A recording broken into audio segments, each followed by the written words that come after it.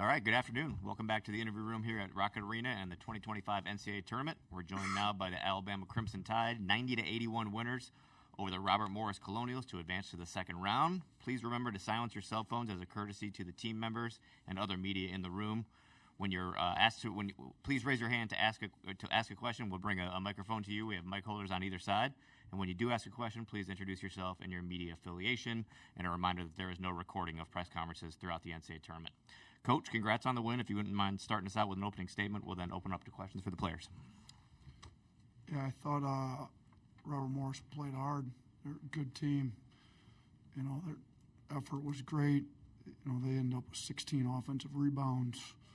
We only had 5, so you know you got to give them a lot of credit. We knew they'd play tough. Now we shot a little higher percentage. There was more offensive boards for them to get, but we didn't do a good enough job keeping them off the glass. You know, you look at a kid like Dickerson. You know, he had more offensive rebounds than our entire team combined. So, you know, a little disappointed in our defensive rebounding. But I'll say this: our guys were resilient. We said coming into this tournament that we're going to welcome some adversity. Hopefully, it's not self-inflicted. I thought tonight some of it was with the rebounds we gave up, but whether it's missed shots, whether it's referee calls, who cares what it is. If we face some adversity, let's welcome it. Let's handle it with the right attitude. I thought Mark did a really good job. You know, it wasn't going great for him. I think maybe he only had 3 points at the half, if I remember right. He had 19 in the second half, ended up with 22 and 10 assists. You know, things weren't going great. Maybe in the past he wouldn't have been as positive as he was, but I thought he was aggressive, got downhill, got to the free throw line, drew 10 fouls in the second half. He ends up with 22, 10, and 5. And, you know, he didn't shoot it particularly well. Only 1 of 5 from 3. In the past, maybe those are games where he gets a little frustrated, doesn't play as hard as he does on defense. But that wasn't the case tonight. I thought he competed really hard, and that's what we're looking for out of our leaders. You know, Mo had some possessions that maybe weren't the best for him. He ends up with a double-double. I thought he played well. There's a lot of guys you could point to that had good play. You know, we got good minutes out of Darian Reed. I mean, you know, for him to come in and just over 10 minutes get 9 points, 4 rebounds, I thought was pretty good. So, you know, we were hoping not to play Grant, but, you know, I think it was a 4-point game, and Grant, about 8 minutes to go, he stood up like, hey, put me in, we got to go. So, you know, I trust him. He shows up big in big games. He came in. We went on a run right away. I think we outscored him 32-23 kind of from there. And he made some big plays, kind of starting with that loose ball right out there off the free throw line. He had to dunk, and thought he made some good defensive plays. He got some rebounds. You know, he ends up with 3 rebounds, 5 points in 7 minutes. So we were hoping not to have to play him. We did. I think he'll be all right. We got to get him bunch of rehab because we're going to for sure need them no matter which team plays here. They got a lot bigger front court, whether it's Vandy or St. Mary's, either one. Thanks, Coach. Let's go to questions for the student athletes first, please. Please raise your hand. We'll start in the front row on the left side, and then we'll go with the middle. Chase Goodbread with the Tuscaloosa News. Mark, can you just speak to what Coach Epps mentioned about contributing in other ways, maybe than three-pointers in a game like this where you've got 10 assists, you knock down 11 free throws, and just got it done other ways?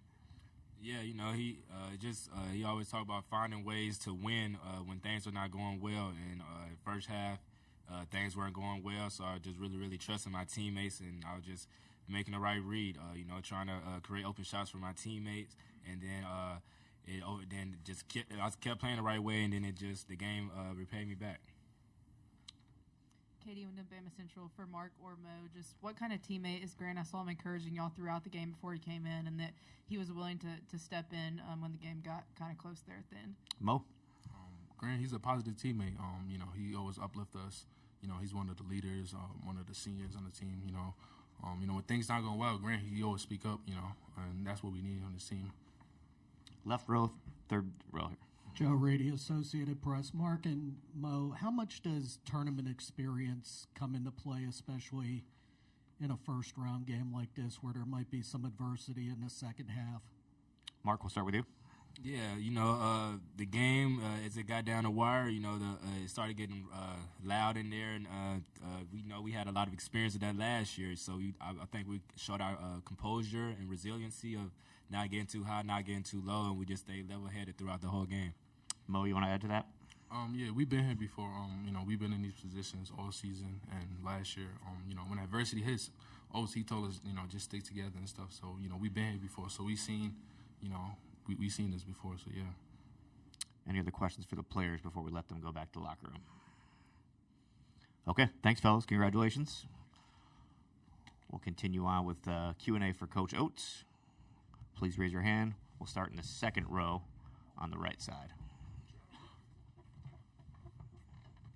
Julie Mitchell, WVTM 13 in Birmingham. Coach, you talked about before this tournament your leaders needing to step up, show how bad they want to keep playing together for each other. To see Grant say, put me in, Mark give you 19 in the second half, how big were your leaders today? No, they were huge. I mean, Mark kept saying, like, we're not losing this game. Like, guys, you're playing like we're playing tomorrow. There's no game tomorrow if we don't win. Like, he kept saying it in the huddles, and you could tell he had a sense of urgency about him in the second half. I mean, he got to the free throw line. His three wasn't dropping, so he got in. He got fouled. He converted some tough layups. So, and I thought he played pretty hard on defense the second half. And then for Grant to, the plan wasn't to play him. He said it wasn't feeling all that great this morning. But so I didn't, trainer Clark said he was going to be available, but ideally we don't play him. Well, then a lot closer than anybody anticipated. They're a good team. They played hard. We didn't play as well as we had hoped. And Grant's like, we're not going home. Like, put me in. So those two guys have been through it. They've been to the Final Four before. They may want to make sure we're still playing on Sunday, and thought they stepped up big for us in the second half, both of them. Thanks, Coach. Second row on the left side.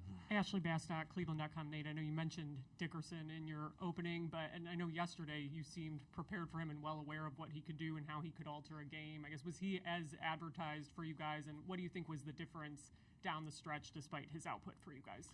Yeah, I mean, he had 25 and 9.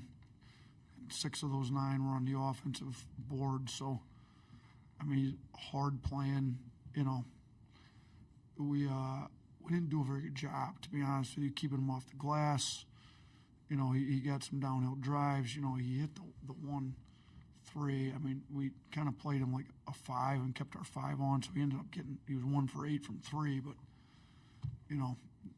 everywhere else, I think he was like 10 of 14 from 2. So we didn't do a great job, but you got to give him a lot of credit. I mean, it's a hard playing, athletic guy that gave everything he had. I mean, got 2 daughters here. Jossie, my middle one, she's like a sweetheart, but she's like, Dad, I feel so bad for the other team. He said 3 never came out of the game. He played so hard. I'm like, yeah, but somebody's got to lose. It didn't need to be us. So she felt bad. He had to play the whole game. It was nice for us. He finally did foul out. He didn't have much foul trouble, and then he picked up 3 there late. But man, he's a hard-playing guy, so I got a lot of respect for him. Keep it on the left side in the front row, and then we'll go to the right. Chase Goodbread with the Tuscaloosa News. 2, if I may. Coach, can you speak to the way you were able to score at the rim with the bigs? Diabate and Amori were 16 out of 18 from the floor between them. And then the second question, can you tell us exactly what point in the game Nelson told you to put him in?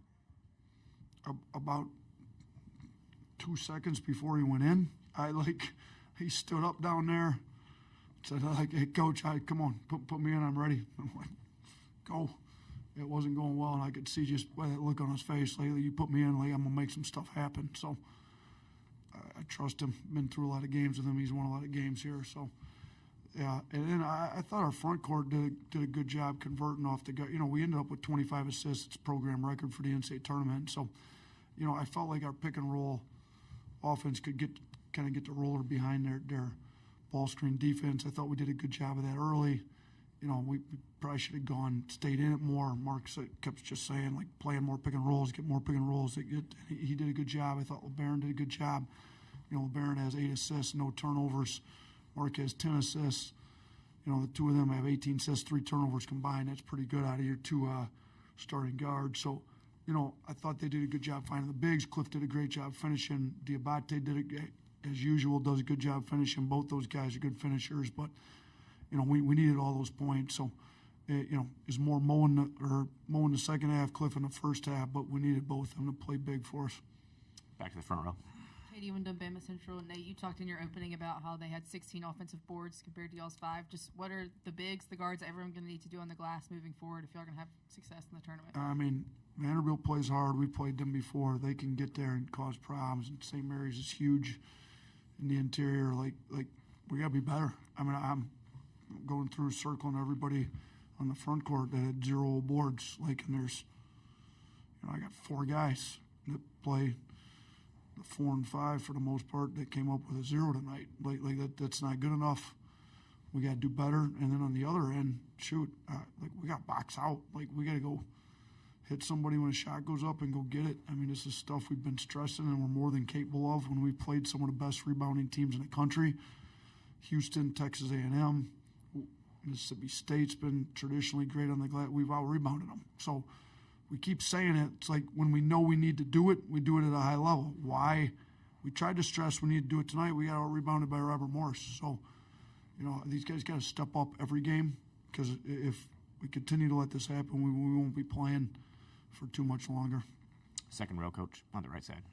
Colin Beasley, Pittsburgh Post-Gazette. Coach, was there anything Robert Morris did to surprise you guys? Like, it seemed at some points like maybe your guys overlooked Robert Morris a little bit.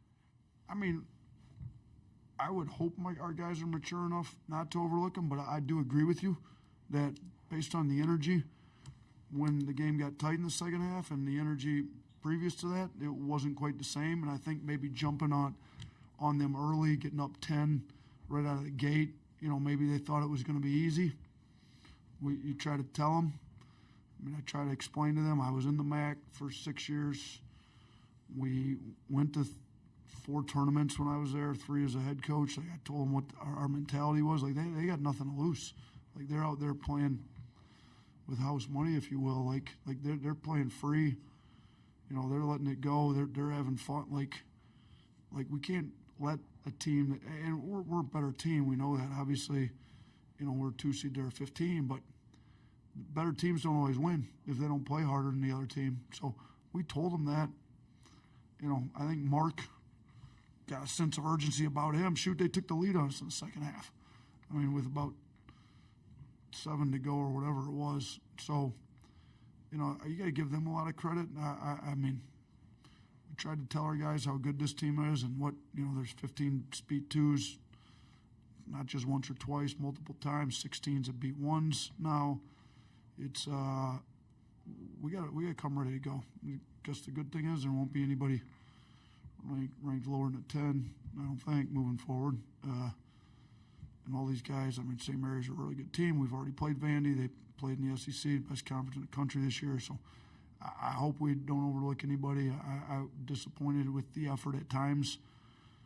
Proud of the guys for the effort there to close them out late. But, yeah, I don't want to say we overlooked them, but it certainly looks like it with the effort at times in the game, especially on the rebounding side of it. Coach, thanks for your time. We'll see you tomorrow. Thanks. Appreciate it.